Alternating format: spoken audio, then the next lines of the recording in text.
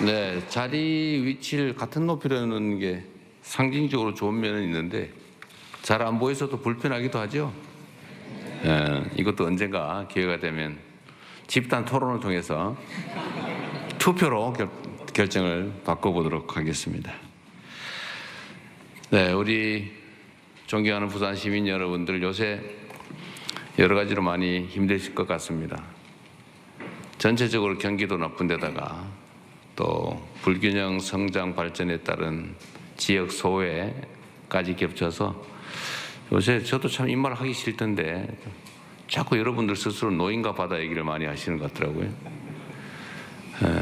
참으로 안타까운 상황인데, 사실 이게 부산만 겪는 문제는 아니고 대한민국 전부가 겪고 있는 문제이기도 하고, 또 어쩌면 흐름으로 본다면 전 세계적인 흐름의 일부이기도 한 측면이 있습니다. 그러니까 지방으로 가면 지방 소도시에서 지방 대도시로, 또 면 단위 이런 데서는 읍내로, 또 지방 대도시들은 또 수도권으로. 근데 또 한편으로 보면 수도권에서 뉴욕으로, 또 이런 면들이 있죠. 전 세계가 이제 하나의 생활권으로 묶이면서 집중화 현상이 사실은 거부하기 어려운 마치 중력처럼 작동을 하는 것 같습니다. 그렇다고 그걸 그대로 방치할 수는 없는 것이고, 특히 대한민국은 불균형 성장 전략을 실제로 취해왔죠.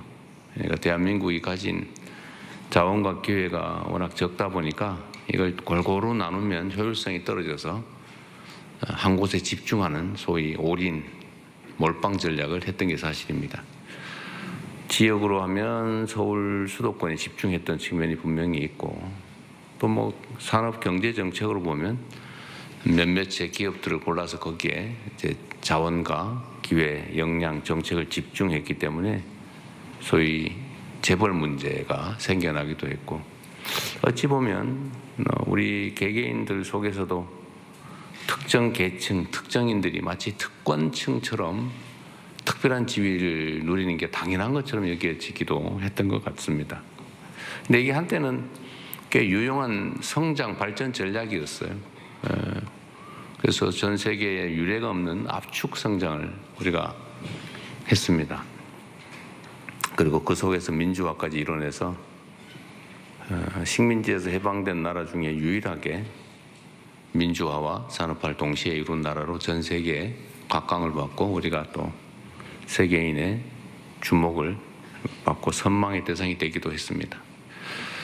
작년에 좀 어처구니 없는 일로 좀 훼손되긴 했지만 전체적인 대한민국의 위상은 신속하게 회복이 돼서 여전히 유지되고 있기는 합니다. 그런데 대한민국은 보면 이제 그 일극체제, 집중화 전략, 또 불균형 성장 전략이 한계에 다다른 것 같습니다. 모든 게 수도권 일극으로 몰리다 보니까 수도권은 미어 터지고 과밀해서 죽을 지경이고, 지방은 없어서 죽을 지경이 됐죠. 소위 소멸 위험을 겪게 됐습니다. 이제는 이제 균형 발전이라고 하는 게 정부의 시혜, 배려, 좀 어려우니까 도와주자 이런 차원의 문제가 아니고, 대한민국이 지속적으로 성장 발전하기 위해서는 피할 수 없는 국가 생존 전략이 됐다고 생각이 됩니다. 그래서 이번 새 정부에서는 그간의 정부들도, 특히 이제 민주정부는 균형 성장에 또는 균형 발전에 많은 노력을 기울여 왔습니다만, 그렇게 국민들이 만족할 만한 획기적 결과까지는 이르지 못한 게 또 현실이기도 합니다. 그래서 이번 정부는 이전과는 좀 다르게 국가의 자원 배분이나 정책 결정에서 균형 발전 전략을 국가 생존 전략으로 격상시키고, 어쨌든 자원 배분, 정책 결정에서 지방과 균형을 맞추는 수준이 아니라 지방에 인센티브를 주는, 지방을 더 우대하는 전략으로 가야 비로소 약간의 균형을 되찾을 수 있겠다는 그런 판단을 하게 됐습니다. 말로만 하는 게 아니라 실제로 집행을 해야 되기 때문에 그 첫 번째로 아마 이 중에 주민등록번호에 따라서 미리 이미 받으신 분도 계시겠지만 민생 지원 또 소비 쿠폰 지원에서도 수도권보다 지방을 더 많이 지급하는 걸로 정책 결정을 해서 실제로 여러분도 약간의 작은 금액이지만 실효적인 정책 효과를 느끼고 계시죠? 액수가 너무 작아요. 별거 아니긴 합니다만. 그러나 국가의 기본적인 재정 배분에서 앞으로는 아예 이걸 원칙으로 당연한 것으로 만들어 가려고 합니다.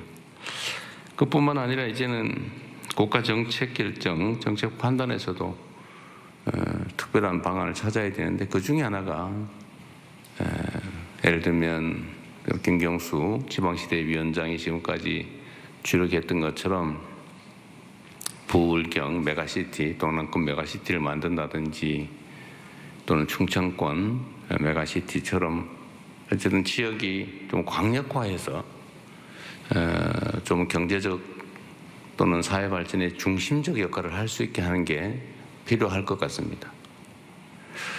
아까도 좀 잠깐 말씀드렸는데 이제는 국가 발전이나 사회 발전에도 중력이 작용하는 것 같아요. 규모가 커야 효율성이 높아지는 그런 측면에 있어서 이제 부울경 메가시티를 비롯한 지방 정책들, 지방 발전 전략을 부울경을 중심으로 좀 빠르게 한번 시행해 보자라는 생각이 있습니다.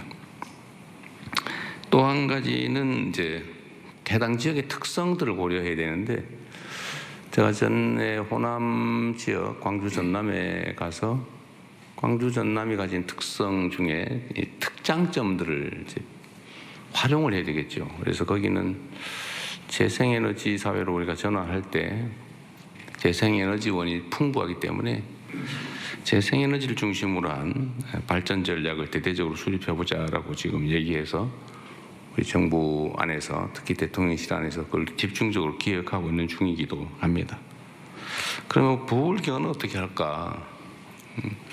역시 항만 물류 도시라고 하는 특성을 좀 최대한 살려서 좀 발전 전략을 짜보자라고 하게 됐습니다. 거기서 마침 지금 기후 변화로 지금 북극 항로가 활용 가능성이 매우 높아졌기 때문에 대한민국이 그 중에서도 특히 부산이 아마도 북극 항로 개척에 따른 수혜를 입을 가능성이 매우 높다.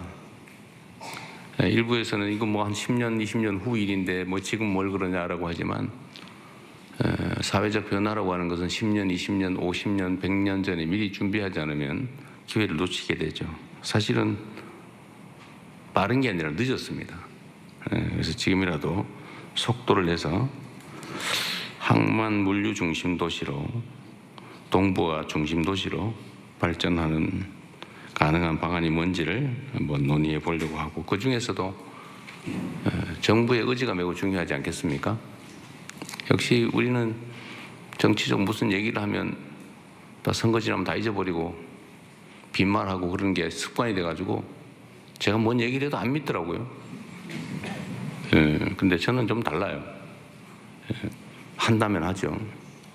그래서 해수부를 포함한 관련 국가기관들 부산 집중 이전도 뭐 여기저기서 얘기가 많긴 합니다만 그런 것도 가능한 범위에서 신속하게 지금 집행 중입니다. 연말까지는 혹시 이사를 올 수 있을까 잘 모르겠어요. 올 수 있습니다. 올 수 있어요.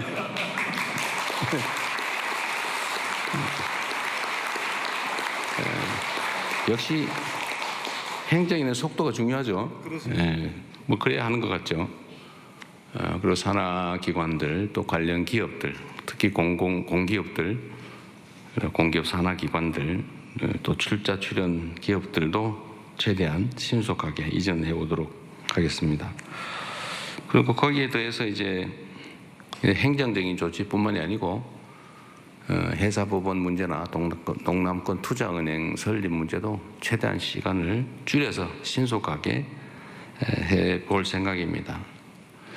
여튼 부산 시민 여러분들께서 매우 어려운 환경에서 정말 고군분투하고 계신데 어쨌든 부울경 그중에서도 부산을 중심으로 우리가 새로운 희망을 여러분과 함께 만들어 보도록 하겠습니다. 오늘 많은 의견 주시고 가급적이면 똑같은 얘기는 반복하지 마시고 특히 사적인 이야기나 개인적 민원에 가까운 얘기들은 아마 들어오실 때 메모지를 다 나눠드렸을 겁니다. 그러시면 뭐다 메모를 해주시면 저희가 다 파악해서 필요한 조치를 해서 개별 통지를 해드릴 겁니다.